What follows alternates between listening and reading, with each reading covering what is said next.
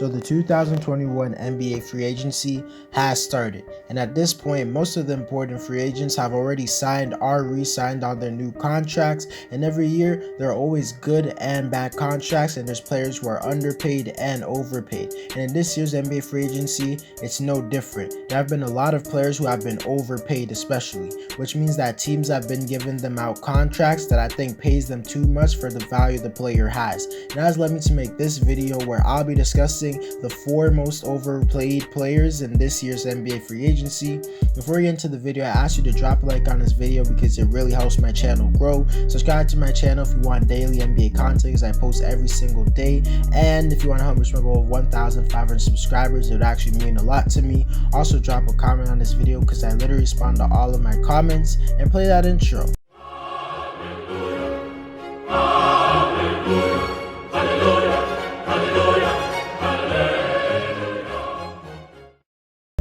The first free agent who I think got overpaid this offseason is Jarrett Allen of the Cleveland Cavaliers. This offseason, the Cavaliers gave him a contract worth 4 years, $100 million, which is basically $25 million a year. And don't get it twisted, me saying Allen is overpaid doesn't mean I'm saying he's a bad player or anything close to that, since Allen's a guy who I consider a top 10 center in the NBA, as he's one of the better defensive centers in the NBA with his ability to protect that rim at an elite level and his ability to guard perimeter players better than most centers. Allen also is a great finisher at the rim, and he's one of the best lob catchers in the whole NBA, so he's clearly not a bad player. But paying a guy $25 million just to be a center who's not even at an all-star level, in my opinion, is too much. I think Allen's worth somewhere around $18 to $20 million a year for what he provides, and I honestly think Allen is a really underrated player, even though I don't think his contract as a whole shows that he's underrated. I don't think that it's a terrible contract, since the Cavaliers are a team that's desperate for talent, and getting rid of their third best player definitely wouldn't have been in their interest. But I definitely think for the amount of output he gives you on the court, Allen is not worth $25 million. Maybe he will be in the future, and what I'll be saying is pretty dumb.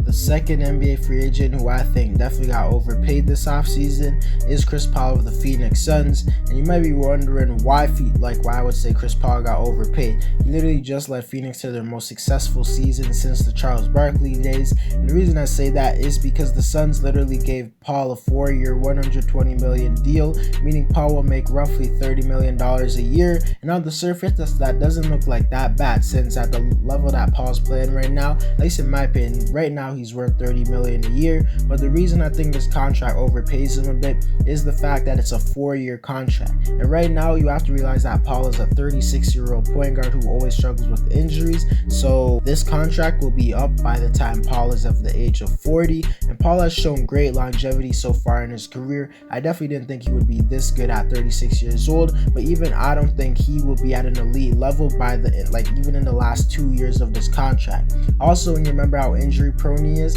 it definitely should make you fearful for the end of the contract. If I'm being honest, I don't think this is a bad contract, since Paul was either the first or second biggest reason for the Suns making it all the way to the finals. And I think it would be absolutely terrible if the Suns lost Paul right after having their most successful season, arguably in franchise history. But don't get it twisted, I feel like they're not overpaying him right now, because Paul is a guy who is worth $30 million a year right now.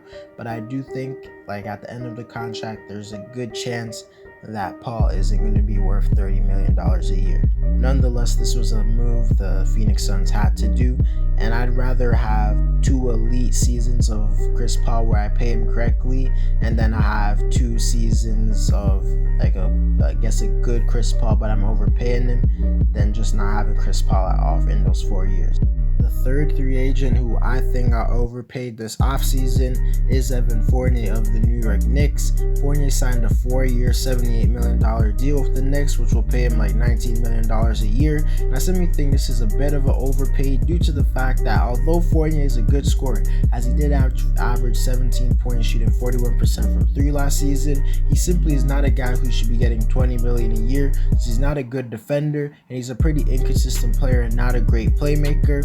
But regardless, for the third time in a row, I don't think this is a bad signing or move. To be honest, I really like it since he's a guy who could score the ball and create his own shot, which is something the Knicks could really use, especially since their offense was one of the worst in the NBA and since it was the main reason they got exposed in the postseason. But I simply think there's a chance that Fournier underperforms and makes this contract look kind of dumb in the future. So he's not like exactly a young player, so I doubt he's going to significantly improve on the Knicks. He's 28 years old, but even if he plays at his best, which was earlier this year in Orlando where he averaged 19 points shooting over 40% from 3, I think it's a slight overpay, but nonetheless I like this signing.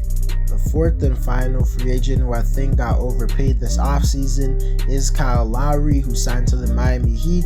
Before I explain why he's overpaid, I just want to say once again, I actually like this signing since it gives the Heat a big 3, and in my opinion, I think Lowry's still an all-star level player. I think this makes the Heat title contenders, but I don't think he's a guy worth $30 million a year, even right now, and I especially don't think he'll be worth that when he's like 38, which is when his contract will end. Right now, I think he's worth somewhere around $25 million a year, and in the future that might drop down to $20 million a year, but nonetheless it's not a huge deal since Lowry is still going to make a huge impact on this team, and as I said, I think he makes them title contenders, but I don't think it's a stretch to say that the Heat had to pay to overpay a little bit to get Lowry. But to conclude the video, I just want to make it clear that just because a team overpays for a player, it doesn't mean that it's necessarily a bad contract, because they often do have to overpay for a player to outbid other teams for the player, and that's just how the NBA is right now. Good starters get paid like all-stars get paid like superstars, and superstars just get paid like superstars. Everyone gets overpaid nowadays, so it's not a big deal, but I just want to discuss some of the moves where I think players made a bit too much money. Anyways guys, that's it for the video. Let me know whether you agree or disagree with who I said is overpaid. Drop a like on this video as it does help my channel grow. Subscribe to my channel if you want more NBA content like this. And if you want to help me to go over 1,500 subscribers, drop a comment on this video because I actually do respond to all of my comments.